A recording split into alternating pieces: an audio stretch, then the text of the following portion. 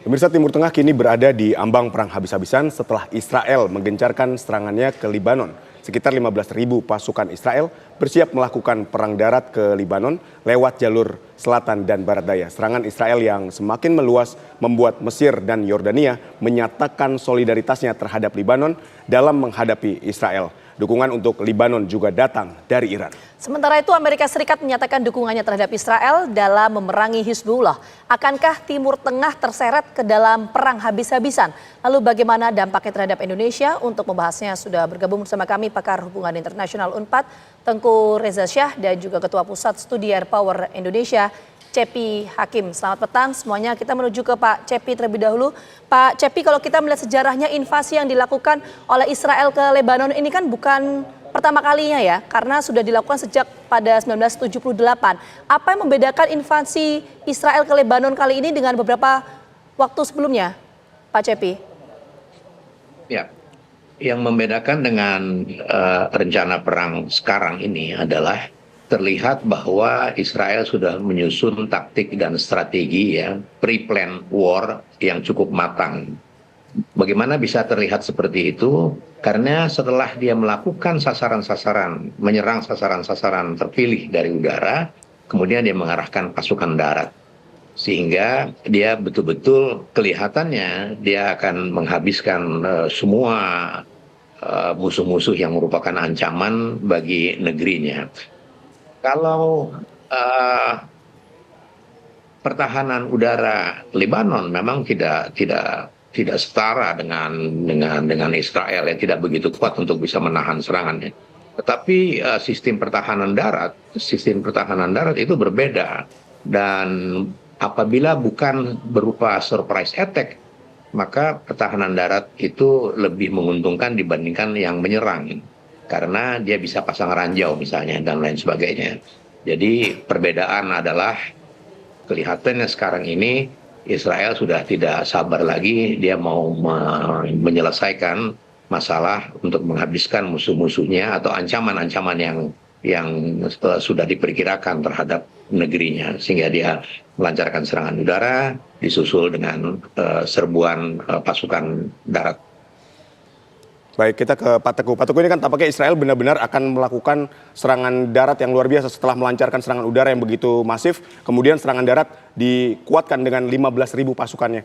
Bagaimana? Apakah Israel ini dapat menembus pertahanan dari Hizbullah, dan bagaimana juga kekuatan Hizbullah untuk menghadapi 15.000 pasukan darat Israel ini?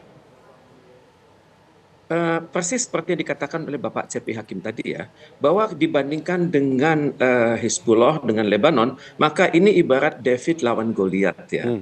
Kekuatan Israel ini sudah sangat terlatih dan mereka sudah mempersiapkan perang ini sejak lama. Dan untuk itu kalau serangan darat ini dilakukan, maka dalam hitungan hari saya pikir Lebanon akan habis.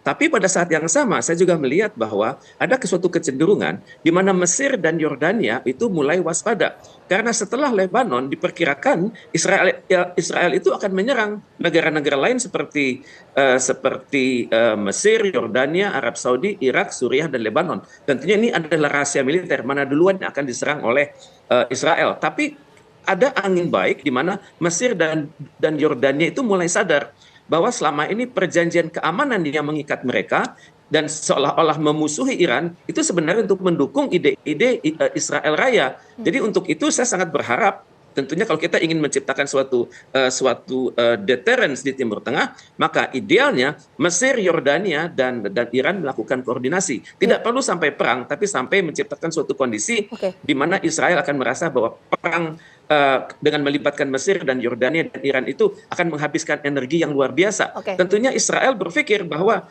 kapan ini Donald Trump ini segera dilantik.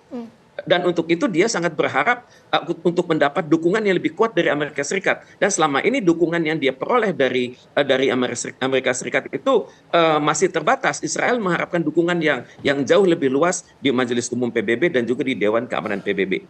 Namun yang hendaknya kita waspadai adalah perang ini akan melibatkan negara-negara yang di mana mereka menyimpan tentara Amerika Serikat dalam jumlah besar untuk tujuan-tujuan Israel Raya. Ini yang patut kita duga, bahwa di mana Israel menyerang Lebanon pada saat yang sama tentara-tentara Amerika Serikat yang berada di Syria, Yordan, Saudi, Irak, Kuwait, Bahrain, Qatar, Uni Arab Emirat, dan Oman, dan juga Mesir, itu tidak mustahil mereka memiliki skenario sendiri. Maka inilah yang harus diteliti oleh pakar-pakar di dunia, bagaimana bunyi perjanjian keamanan dan juga perjanjian rahasia antara negara-negara tersebut di atas dengan Pak Teguh, sampai situ Israel dulu dan mungkin. dengan Amerika. Saya mau mendalami pernyataan dari Pak Teguh tadi yang menyampaikan bahwa pasca Lebanon diserang oleh Israel, Israel akan menyerang beberapa wilayah, misalnya tadi Arab Saudi, kemudian Mesir. Kenapa? Padahal wilayah Arab Saudi ini tidak masuk dalam zona hitam yang sempat disampaikan oleh Perdana Menteri Israel beberapa waktu yang lalu. Kalau kita berbicara tentang ide-ide dari Theodor Herzl, itu kan idenya adalah Israel akan menguasai wilayah negara lain. Itu adalah bagian dari Israel Raya kan. Dan tentunya kalau kita perhatikan dari badge atau tanda-tanda yang dipegang oleh prajurit-prajurit Israel sekarang, maka badge-nya sudah berubah. Mereka sudah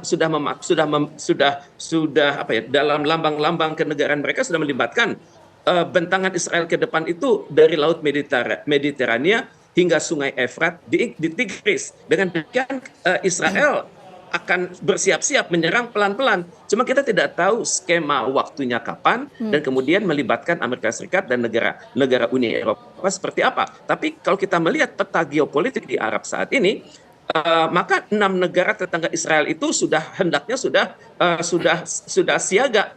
Mesir, Yordania, Arab Saudi, Irak, Suriah, dan Lebanon. Mereka hendaknya mempersiapkan kerjasama kolektif. Karena itu dapat saya mengerti kalau Mesir dan Yordania sudah mulai berkoordinasi dengan Iran. Tentunya informasi kerjasama Mesir, Yordania, dan Iran ini sangat rahasia. Apalagi setelah kita mengetahui Israel memiliki kemampuan IT yang luar biasa. Mereka bisa menerobos bukan hanya perangkat-perangkat komputer, kemudian mengganggu instalasi rahasia Iran lewat Stuxnet, dan bahkan mereka saat ini sudah bisa mempermainkan walkie-talkie dan pager dari pasukan-pasukan di darat. Jadi untuk itu kerjasama dengan Iran ini akan sangat hati-hati sekali. Baik, Pak Teguh, kami sudah mendapatkan poinnya. Kita akan beralih dulu ke Pak Cepi Hakim. Ya, Pak Cepi, yang ingin saya tanyakan adalah ketika perang ini benar-benar terjadi antara Israel dan Lebanon, bagaimana dengan keterlibatan proksi Israel dengan proksi terbesarnya adalah Amerika Serikat dan Lebanon dengan proksi terbesarnya adalah Israel? Dengan Iran maksud kami. Iya. Jadi dengan ada serbuan darat dari Israel ke Lebanon, pasti ini akan membuat perang berlarut-larut. Yang kedua, sudah ada sinyal berita terakhir bahwa Amerika terlihat tidak begitu antusias, tidak begitu total untuk mensupport Israel. Akan tetapi di sisi lain, negara-negara Arab sepanjang sejarah sengketa dengan Israel, mereka kurang solid untuk menghadapi Israel sebagai musuh bersama. Nah, ini menjadi titik-titik lemah, titik-titik yang mengantar konflik ini menjadi akan berlarut-larut. Dan benar sekali bahwa kalau sebuah negara seperti Lebanon ini akan diduduki oleh Israel dengan pasukan darat, maka negara-negara Arab lainnya pasti akan merasa tidak nyaman, pasti merasa tingkat ancaman itu meningkat.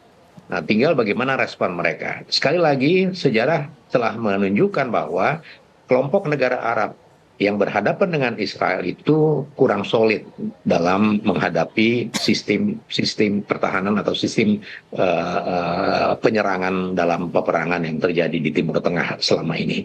Baik, kita masih akan membahasnya Israel perang melawan Lebanon. Apakah perang besar ini juga akan menyeret Timur Tengah ke dalam sebuah perang yang jauh lebih besar? Usai jeda kami akan bahas, tetaplah bersama kami.